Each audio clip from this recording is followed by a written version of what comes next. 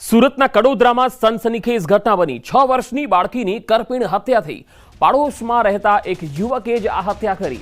Chocolate આપવાના બહાને લઈ ગયો આ યુવક અને પથ્થરના ઘા ઝીકીને એ બાળકીની હત્યા કરી। પોલીસે યુવકની ધરપકડ કરી લીધી છે। આ યુવક ઘણીવાર સુધી પરત નહીં આવતા પરિવાર પોલીસને જાણ કરવા પહોંચ્યો। પોલીસને જાણ થતાં જ પોલીસે તાત્કાલિક બાળકીની પણ શોધખોળ હાથ ધરી।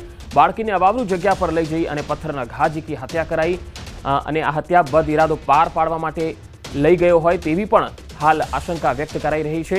બાળકી સાથે કોઈ અનિચ્છનીય ઘટના બની છે કે નહીં તે બાળકીના પીએમ રિપોર્ટ બાદ સામે આવશે।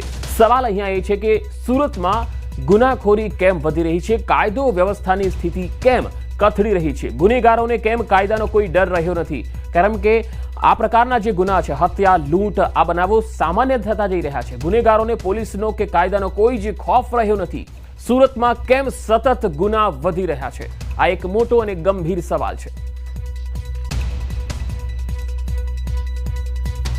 તો શું સુરતમાં કાયદાનો ડર નથી રહ્યો? શું સુરતમાં તોફાની તત્વો પર પોલીસનો કોઈ અંકુશ નથી? આ સવાલ એટલા માટે કારણ કે કેટલાક દિવસોથી સુરતમાં ક્રાઇમની ઘટનાઓ ખૂબ વધી છે, ગુનેગારો બેફામ બન્યા છે, અસામાજિક તત્વોને જાણે પોલીસનો ડર રહ્યો જ નથી। આજે કડોદરામાં એક બાળકીની કરપીણ હત્યા થઈ। ચોંકાવનારી વાત એ છે કે બાળકી માત્ર 6 વર્ષની હતી।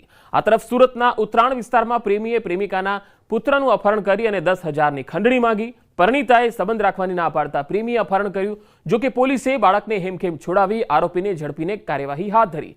તો સુરતમાં મોડલની કાર સળગાવવાના મામલે આખરે મુખ્ય આરોપી મિતેશ જૈનની ધરપકડ કરાઈ। પોલીસના મતે મિતેશ જૈનના કહેવાથી કાર સળગાવાઈ હતી। આ પહેલા કારમાં આગ ચાપનાર 2 આરોપીની ધરપકડ થઈ ચૂકી છે। તો બારડોલીમાં 500 રૂપિયા જેવી બાબતને લઈને એક મિત્ર સાથે 3 મિત્રો બાખડી પડ્યા અને પોતાના જ મિત્રને લોહીથી લથપથ કરી મોતના મુખમાં ધકેલી દીધો। કૌભાંડમાં પણ સુરત પાછળ નથી। 200 કરોડના કૌભાંડના તાર હવે ક્યુબા સુધી લંબાયા છે।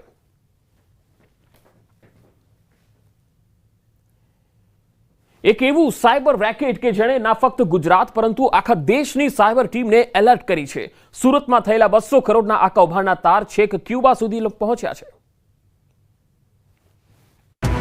એ 2 વ્યક્તિઓ કે જેઓ સુરતની ઉધના પોલીસના હાથે વાહન ચેકિંગ દરમિયાન લાગ્યા અને બંનેની આગવી ઢબે પૂછપરછમાં ખોલ્યા દેશવ્યાપી તેમજ આંતરરાષ્ટ્રીય સ્તરે ચાલતા 200 કરોડથી વધુની સાયબર છેતરપિંડીના રાઝ।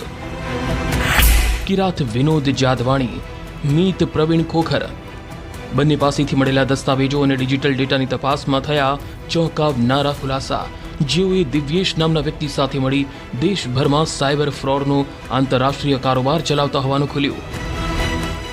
મીત ખોખર પાસેથી અમે કિરાત જાદવાણી પાસે પહોંચ્યા હતા। આ લોકોની ઓફિસ હતી।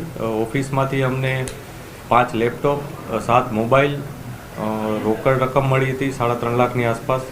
આ ઉપરાંત 35 જેટલી પાસબુક મળી હતી અલગ અલગ બેંક્સની। આ 35 પાસબુક્સ ઉપરાંત એટીએમ કાર્ડ્સ મળ્યા હતા જેમાં ક્રેડિટ અને ડેબિટ કાર્ડ્સ પણ હતા। આ બધી અને સાથે સાથે એક શ્રેડર મશીન પણ મળ્યું હતું અને પૈસા કાઉન્ટ કરવાનું એક મશીન